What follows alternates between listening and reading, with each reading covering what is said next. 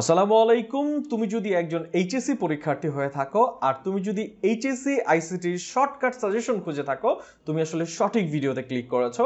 কারণ আজকের এই ভিডিওতে আমরা কথা বলবো এইচএসসি আইসিটির শর্টকাট সাজেশন নিয়ে।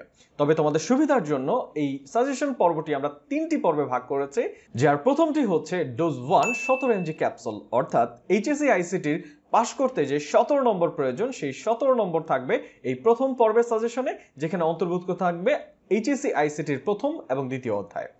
ডোজ 2 যেটি হচ্ছে 20 এমজি ক্যাপসুল, এখানে মূলত আমরা তুমি যদি 5টি প্রশ্ন কমন পেতে চাও অর্থাৎ এ প্লাস পেতে চাও, তাহলে সেই ক্ষেত্রে তোমার ডোজ 2 সাথে নিতে হবে। অর্থাৎ এখানে থাকবে 3.1 এবং 3.2 এর সাজেশন।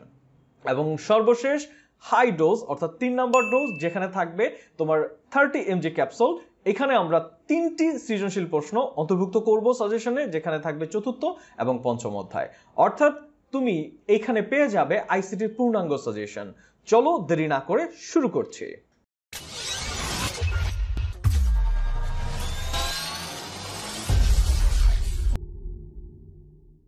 আমরা যেমনটা বলেছিলাম, আমরা প্রথম অধ্যায়ের গ এবং ঘ অর্থাৎ প্রয়োগ এবং উচ্চতর দক্ষতা সাজেশন দিব। এজন্য তোমাকে পড়তে হবে 7টি টপিক। সেই 7টি টপিকের মধ্যে প্রথমটি হচ্ছে ভার্চুয়াল রিয়েলিটি, কৃত্রিম বুদ্ধিমত্তা, robotics, cryosurgery, biometrics, genetic engineering এবং ন্যানোটেকনোলজি।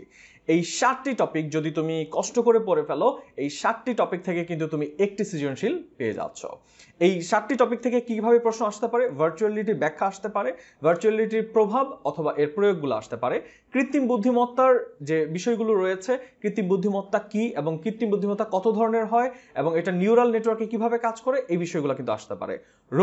রোবোটিক্সের যে আমরা গঠন জানি, 7টি গঠন রয়েছে এবং এটার যে প্রয়োগ রয়েছে সেগুলো থেকে কিন্তু আসতে পারে। ক্রায়োসার্জারি কি, ক্রায়োসার্জারির প্রক্রিয়াটা আসলে কিভাবে সম্পূর্ণ হয়, এই বিষয়গুলো থেকে প্রশ্ন আসবে।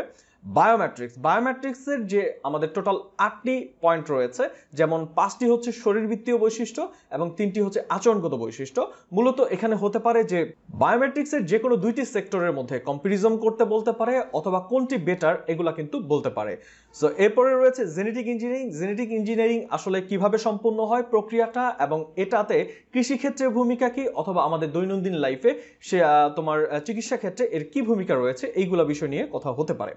এছাড়া সর্বশেষ ন্যানোটেকনোলজি পুরো প্রক্রিয়াটা এবং ন্যানোটেকনোলজির যে প্রয়োগ বা সুবিধা অসুবিধা, এইগুলা কিন্তু আমাদের আসতে পারে।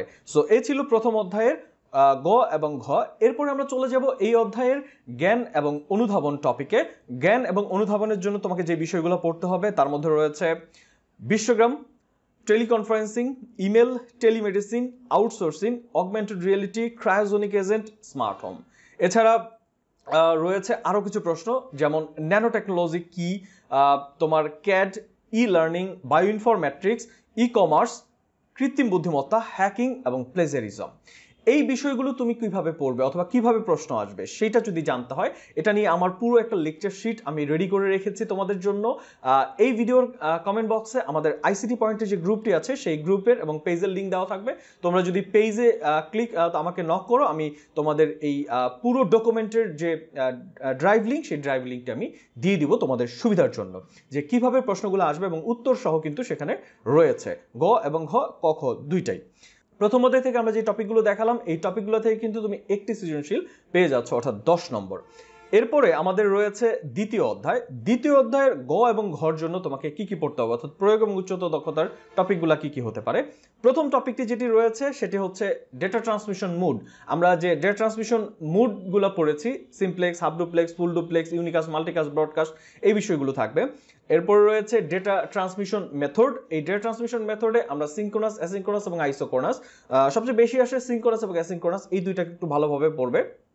এছাড়া 3টি কেবল রয়েছে আমাদের। 3টি কেবলের মধ্যে রয়েছে twisted pair cable, coaxial cable এবং অপটিক্যাল ফাইবার।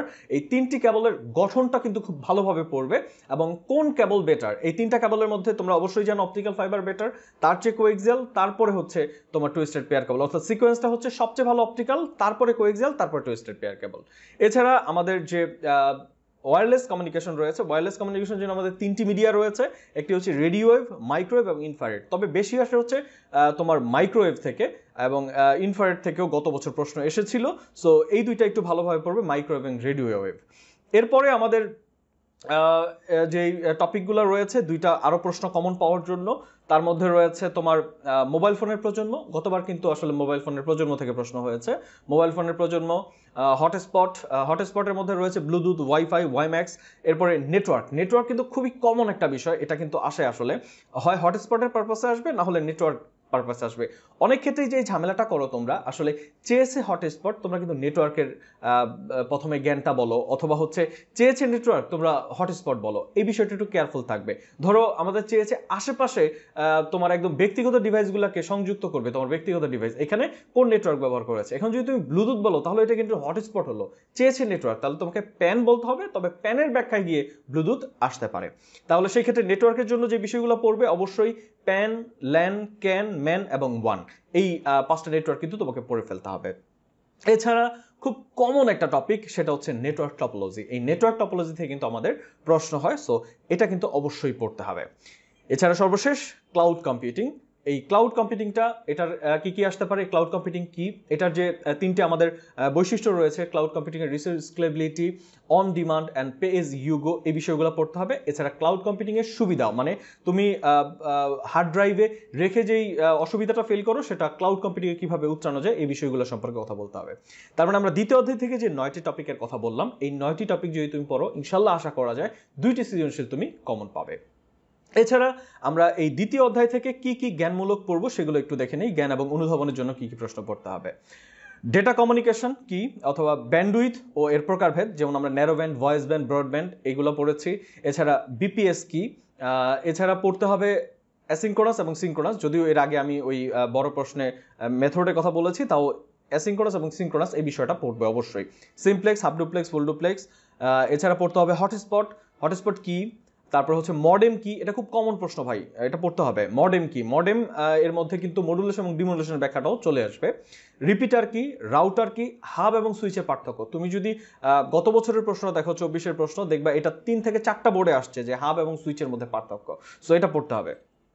এরপরে রয়েছে যে স্যাটেলাইট কি, private public network, peer to peer network, client server network, modulation এবং ডিমডুলেশন।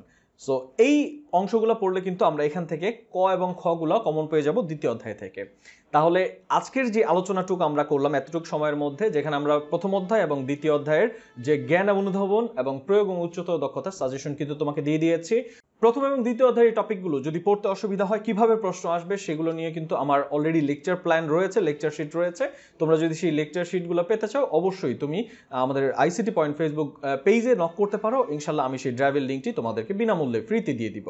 সো এইটা গেল ফার্স্ট ডোজ। এবার যদি তোমাকে সেকেন্ড ডোজ পেতে হয়, তুমি এই ভিডিওর ডেসক্রিপশন বক্সটা চেক করো, তুমি সেকেন্ড ডোজ এবং থার্ড ডোজের লিঙ্কটা সেখানে পেয়ে যাবে, অথবা এই ভিডিওর আই বাটনে ক্লিক করলেও কিন্তু তুমি সেই ভিডিওর লিঙ্কটা পেয়ে যাবে। সো যারা সেকেন্ড ডোজ পেতে চাও, এখনই ডেসক্রিপশন বক্স চেক করো।